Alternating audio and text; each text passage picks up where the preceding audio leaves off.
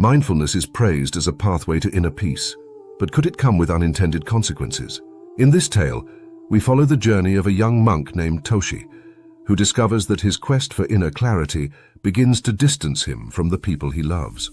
With a heartfelt lesson from his wise teacher, Toshi learns about the delicate balance between mindfulness and connection. Toshi was a young monk who, like many others, had come to the monastery to find inner peace and wisdom. From the moment he arrived, he devoted himself to mindfulness practices, meditating for hours each day, focusing on each breath, each sensation, and every passing thought. As the weeks turned into months, he could feel a change. His mind was sharper, his heart calmer, and he felt an unshakable peace within. But while Toshi's inner world flourished, his relationships with others began to fade. His closest friend at the monastery, Hiro, noticed the change. They used to share long talks by the river, discussing dreams and fears. But now, whenever Hiro spoke, Toshi seemed distracted, his gaze distant.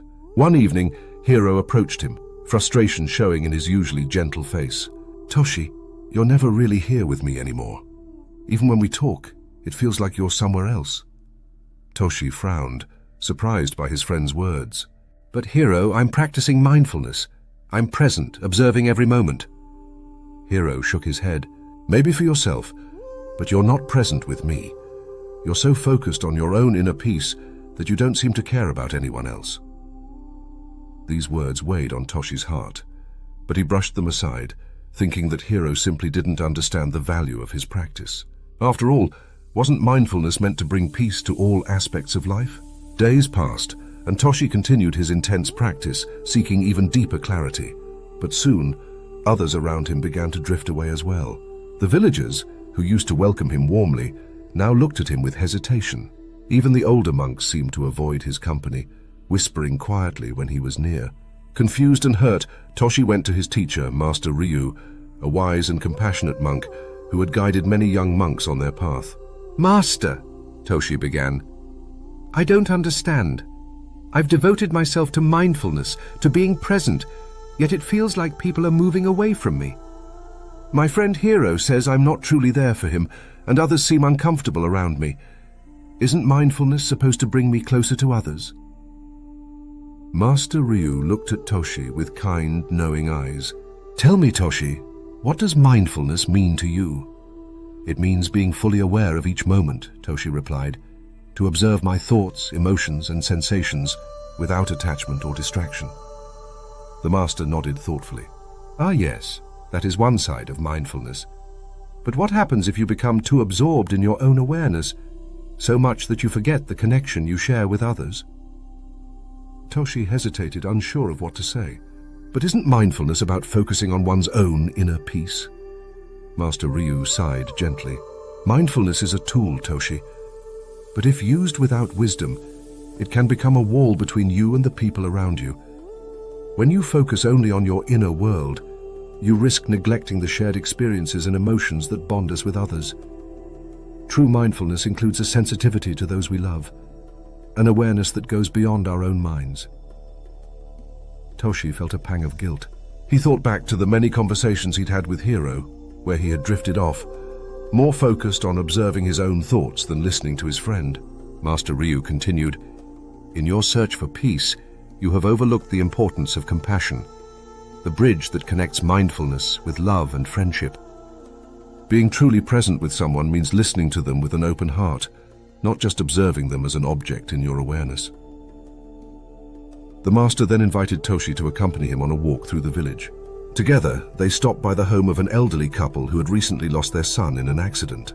The mother sat by the fire, her face marked with sorrow, while the father stared out the window in silence. "Come," Master Ryu said, "let's sit with them." As they sat with the grieving parents, Toshi began to feel uncomfortable. His first instinct was to retreat into his own awareness, observing his feelings of discomfort, sadness, and empathy. But then he remembered Master Ryu's words about compassion and connection. For once, he stopped focusing on himself.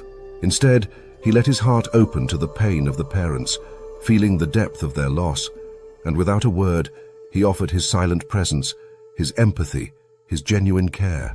After a long silence, the grieving mother reached for Toshi's hand, her eyes welling with tears. She whispered, Thank you for just being here with us." For the first time, Toshi understood what Master Ryu had meant. True mindfulness was not just about his own peace, but about sharing in the experiences of others, even when those experiences were difficult or painful. He realized that mindfulness, when practiced without empathy, could create a sense of detachment that might hurt those he cared about. As they walked back to the monastery, Toshi turned to Master Ryu, his heart filled with gratitude. "Thank you, Master. I understand now. I was so focused on finding peace within myself that I forgot the importance of being fully present with others." Master Ryu nodded with a warm smile. "Remember, Toshi, mindfulness is meant to deepen our connections, not isolate us. To be truly mindful is to be sensitive to the needs and emotions of those around us. Balance inner awareness with outward compassion, and you will find a harmony that benefits not only yourself, but everyone you meet." From that day on, Toshi practiced mindfulness in a new way. When he sat in meditation, he allowed himself to connect with the energy of the world around him. He paid attention not only to his own thoughts and feelings, but also to the subtle emotions of those nearby. When speaking with Hiro or the villagers, he listened intently, offering his full presence without withdrawing into himself. Slowly, his relationships began to heal. Hiro noticed the change first, sensing that Toshi was no longer distant but fully engaged. The villagers welcomed him warmly once again, finding comfort in his compassionate presence. In time, Toshi became known not only for his inner peace, but for his ability to bring peace to others. His practice of mindfulness had transformed from a solitary pursuit into a gift he shared with everyone he met. So, is there a hidden risk in mindfulness? Yes, if we forget to include empathy and compassion, we risk creating walls instead of bridges.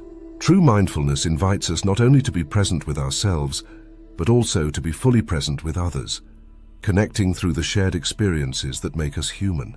As Toshi learned, the art of mindfulness is not about retreating from the world. It's about bringing peace into it by balancing awareness of our inner world with compassion for the people around us.